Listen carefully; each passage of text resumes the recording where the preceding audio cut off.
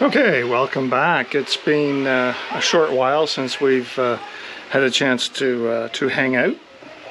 I apologize. This past couple of weeks has been extremely busy with my work, and then this past few days we had a devastating incident of one of our little pets of 17 years. Ended up dying on us, so that was a very sad moment indeed. And as you can see, I have my my blue shirt on, and you know what that means. That means we're going to get into some tools, some wires, some work, some things that need to be done to Vanny here. So what's going to happen today is, in the front, we're going to be removing this solenoid, which was generally in the past wired through to the back from the positive on the car battery, and it went into the back to a secondary battery, which I used for, I'll call it house power, but it was more accessory power for the car cameras, the satellite radio, charging the Toughbook computer, etc. And this solenoid has a small computer module right here. This little tiny, where can I get you to see it? Yeah, that's better. This little tiny black block is the control module for this solenoid.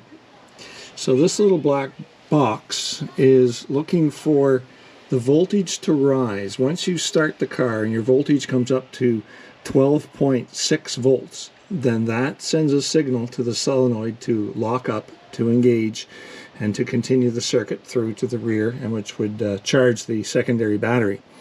Once you shut the key off for the ignition, this little black box senses the power, and once it comes down to 12.4 volts, it disconnects, and thereby saving your car battery and running all of your accessories on battery number 2.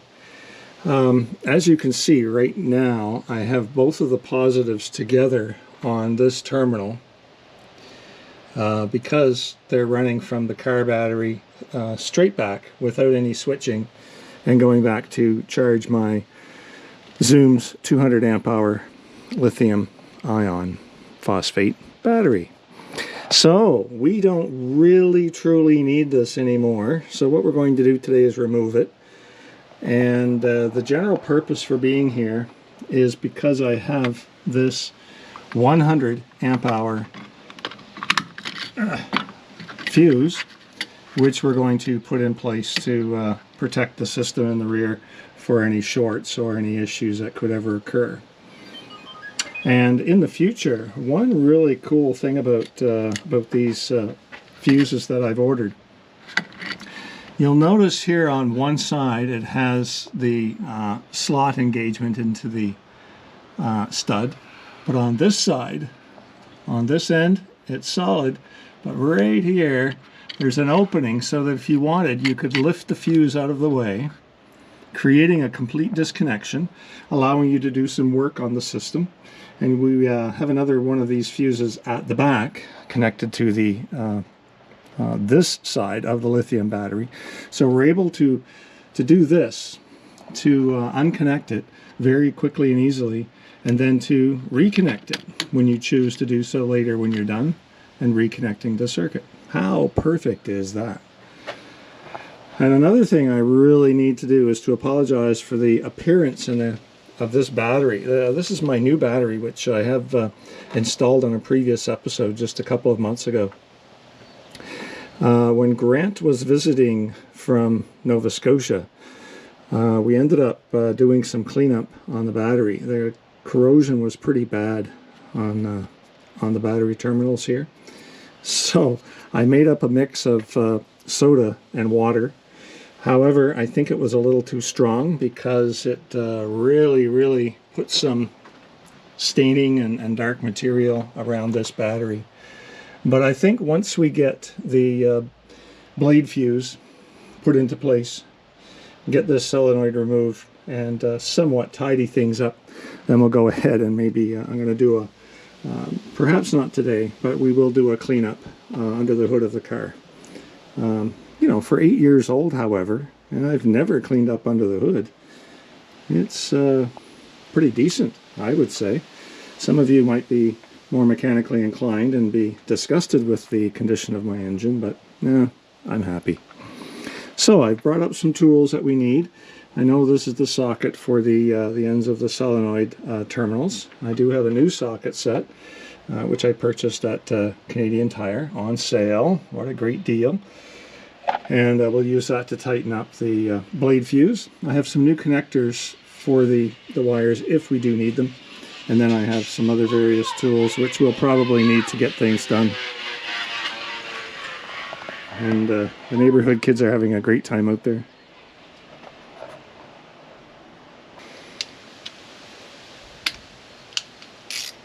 Okay, that's good to go.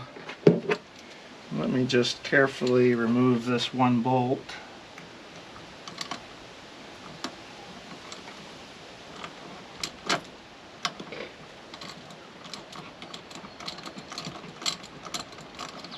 Okay. So, my fat finger's in here.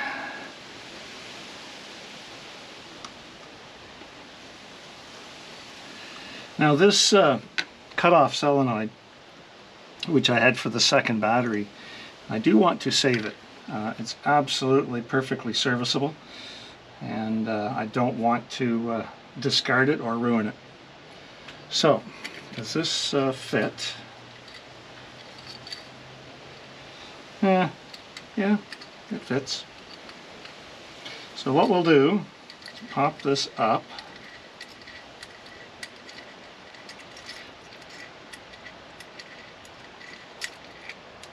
Take off one of the lock washers.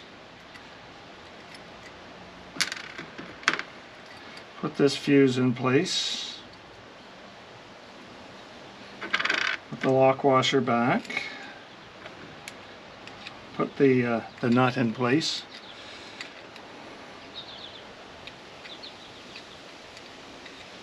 There we go.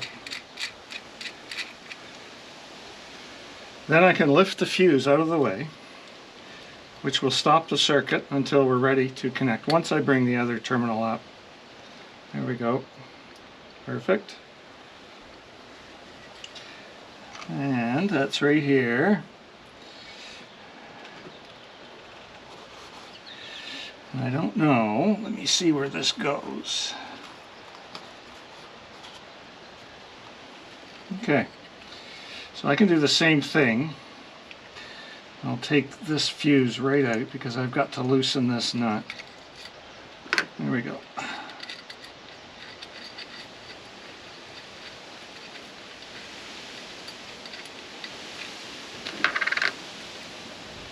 Okay, I'll take this lock washer out of the way. There we go. Put this in place. Perfect, not bad. Lock washer, nut. Alright, so now this is much safer to deal with, to handle. Because at the moment, both sides of these are hot. This is hot from the starter battery, and this terminal is hot from the lithium ion. And just as a protection, I have the case cap here. We'll just pop that in place just while I'm getting this other thing out of the way. There we go. A little better. Protected anyhow. So now let's move on to getting the solenoid out of the way.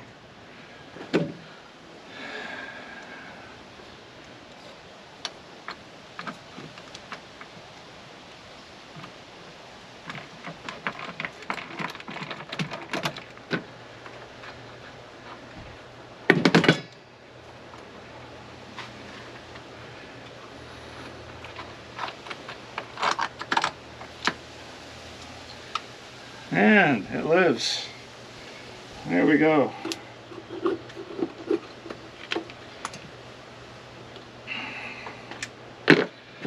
Now this negative end, we don't need it, but I'm going to clip it at a point where we could use it if we wanted. There we go.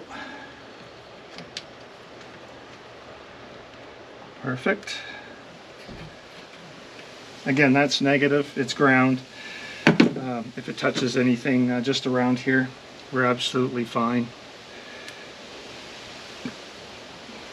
Okay. And this still has the computer attached, the solenoid itself. And right now we'll just replace the washer and the nut so we don't lose anything. And it's still good to use. Perfectly good. Wonderful. This served many years of service. These are typically used in ambulances, sometimes heavy government service vehicles that have second battery systems, tow trucks even, fire trucks, etc. You'll find these systems.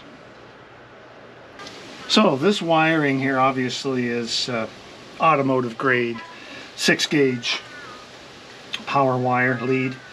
I'm just going to wire tie this onto here to hold it, and in doing so I'm going to add some split loom just as an extra bit of insulation, because I don't want them to contact each other at all.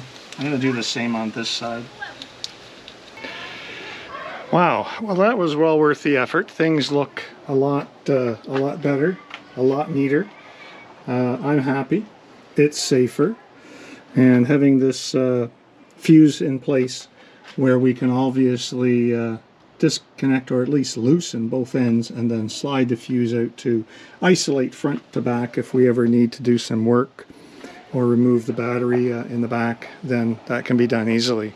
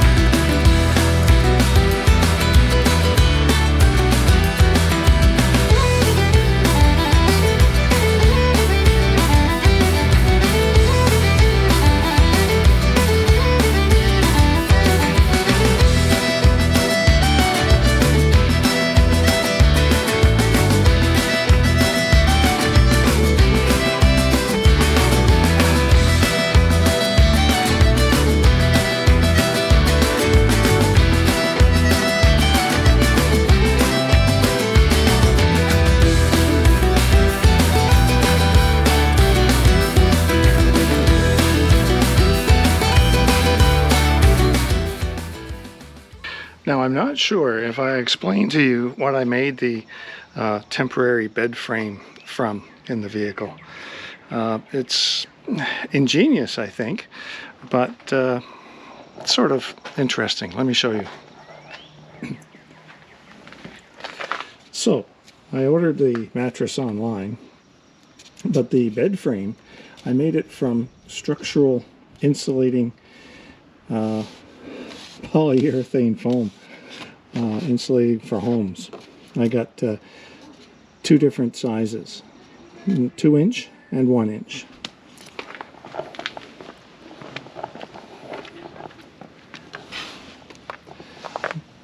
The reasons for the different sizes because the floor is not completely level throughout the entire length of the van. It actually is high at the rear part where the head is, and then lower down in this area. So what we get is a requirement for different thicknesses of foam to get the different adjustments in height. And these are all contact glued together, so they shouldn't move.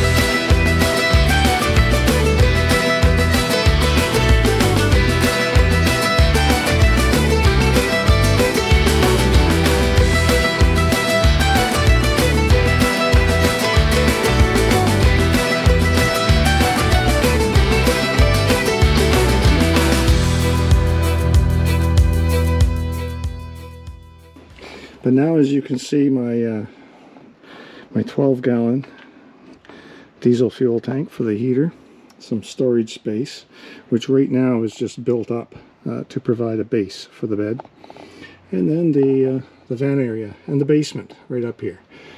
That's what we need access to right now. So I'm going to take the two front seats and push them forward, and that'll be able to give me access to lift this front access port out of the way.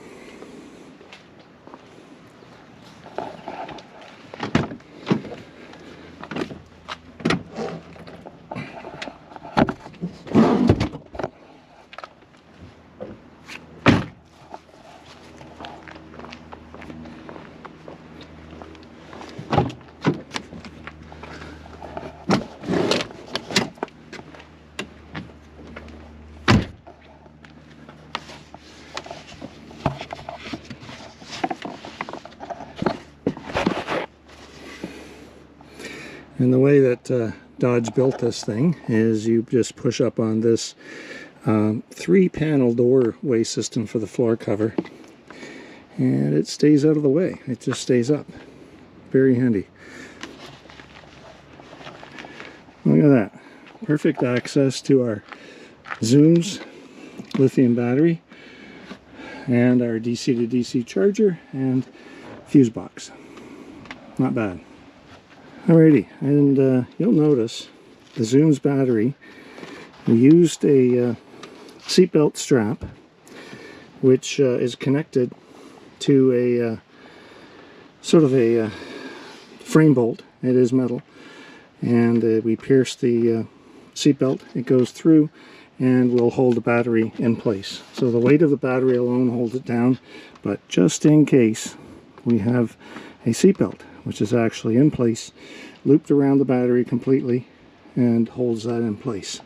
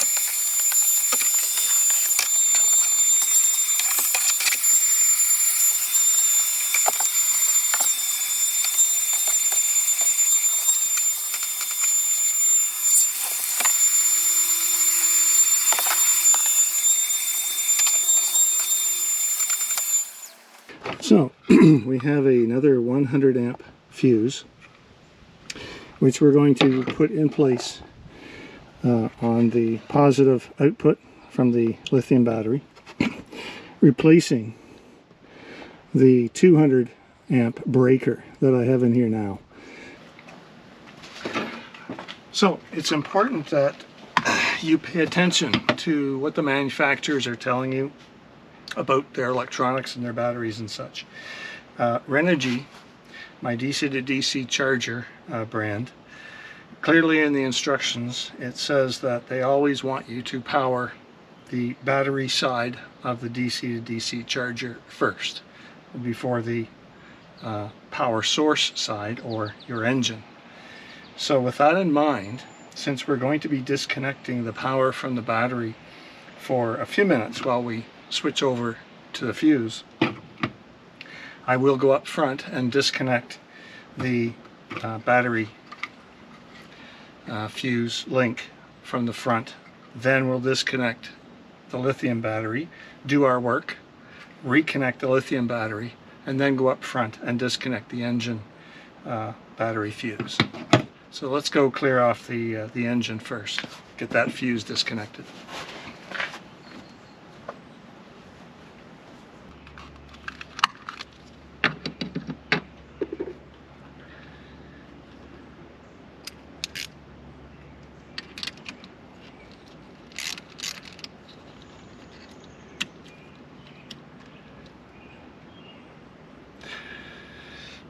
Very easy system, removing that connection.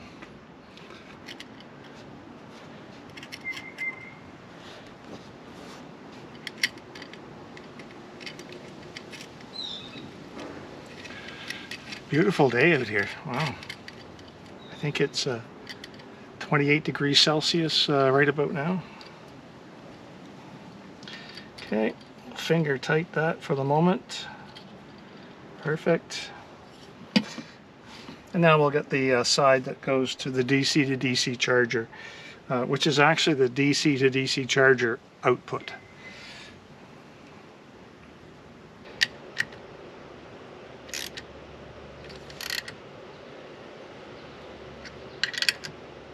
There we go. Perfect. So that's all good. That's the way I want it. I'll connect this back, cover it back up. Perfect. Okay, what's next, might you ask? So what I've done at this point is, let me bring you around and show you. And all of the interior lights have come on since I've reconnected the power. That's because that's how they work. When the power is interrupted, they come back on. So on the fuse box here now, we have another line coming off, and it goes up to the front. And it powers this multi-accessory 12-volt outlet box. And I had this installed in the vehicle previously, and it was connected to the number 2 battery, which was in about the same position as the lithium battery. And it powered obviously all the dash accessories, the scanner, satellite radio, and the 2 dash cameras, and as well the speed radar. So as well, that's what this will do as well. And the advantage is, obviously, I can now leave the camera on as long as I want when I'm parked out somewhere, and it won't affect the starting battery at all. So that's cool. We will switch that over to the other one, which is up here, but it's connected to the car battery, so we'll disconnect that soon. I have my my shunt, my Renogy DC shunt, which gives me an accurate readout of battery condition. Here it is. It obviously has a connector wire, which the shunt I'm going to mount right up here where my finger is. The fan will come down, and then I'll bring the wire down behind the plastic fittings across and into the basement, because it needs to connect to the battery. Now, at the same time, while I have this all pulled apart again for I think the 4th time, we might as well run the diesel heater control, which is somewhere in here. So what I'll do is identify the, here it is. So the control panel for the diesel heater might as well get installed at the same time. Run the wire, and Bob's your uncle. It's a very small thing, much smaller than the shunt. Here it is. So a very tiny little control. So what I'll do is identify the 2 wires from the diesel heater package and from the shunt, and we'll bring those wires up, and then we'll figure out how we're going to run them down, and then we'll be able to mount our 2 control systems up on the wall here. That'll be great. We may have a change of plans here. Let me show you what's going on. Here is the cable to run the display, the monitor for the Renogy shunt. There's probably 3 meters there at least. And for the diesel heater, here's the cable. And it's, I don't even think it's 2 meters. It might be 2 meters, if. The problem being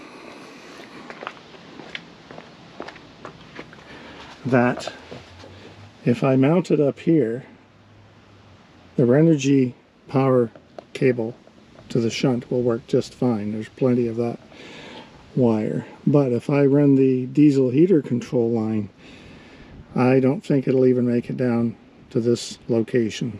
I need to mount the diesel heater over here. So, change of plans.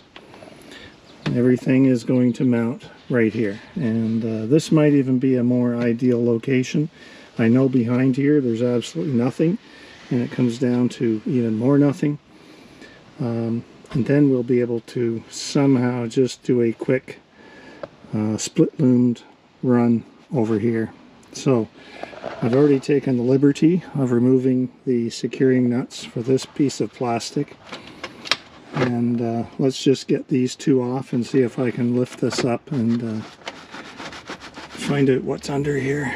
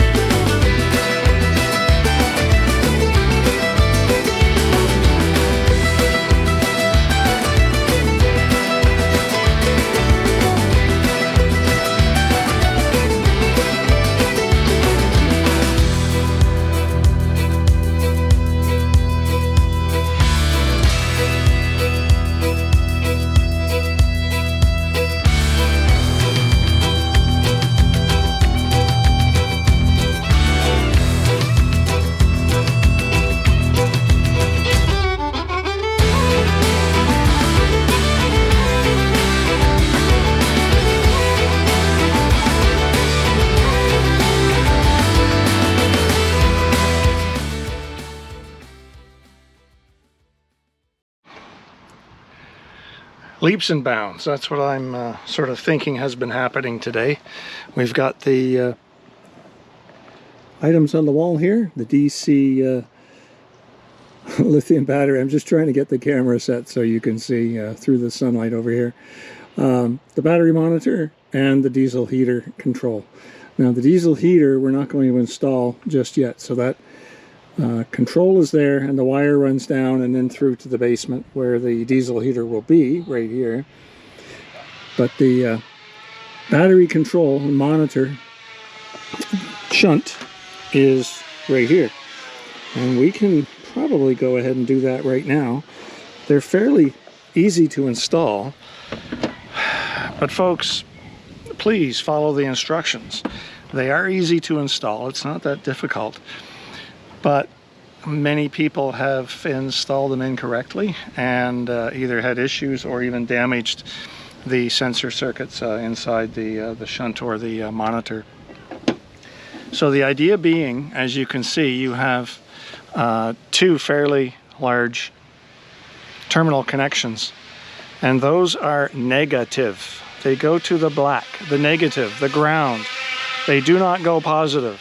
The only positive connection is this tiny little wire. That's it. So read the instructions on the shunt that you buy, please. Those two terminals intercept the negative right off the battery. And you want to make sure it is the first thing that draws off the negative terminal from the battery. Nothing else should be taking negative power ahead of this on the battery side. Only this. And that's how your readings on the monitor will be accurate. If anything else takes negative power from your battery before the first wire gets to this, it won't work. It won't be accurate. So we have an alive display.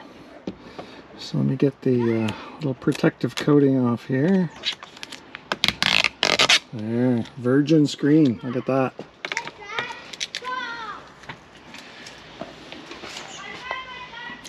So it's pretty cool. It's showing, let me get the monitor right, there we are. A floating voltage of 13.6 volts. 1.35 amps going out, I think, at 18 watts. And that's because the interior lights again came on. And I'm operating all the front electronics as well. And I'll have to go through the instructions very carefully because all the settings to the battery need to be entered into this unit because I have a 200 amp hour battery. And it's important that everything in here is set correctly, otherwise the readings obviously will not be any good. So I'll study that and go through and set it. Thank you folks for joining me again today. And we've had quite a bit of install today, catching up on little things. I'm going to return the bed and mattress into its position now. And that's about it. Hope to see you next time. Take care. If you liked the video, today's video, please hit like. And if you didn't like it, please hit like, that would be cool. And subscribe if you'd like to keep up with all my future videos. Take care, and we'll talk to you very soon. Bye-bye.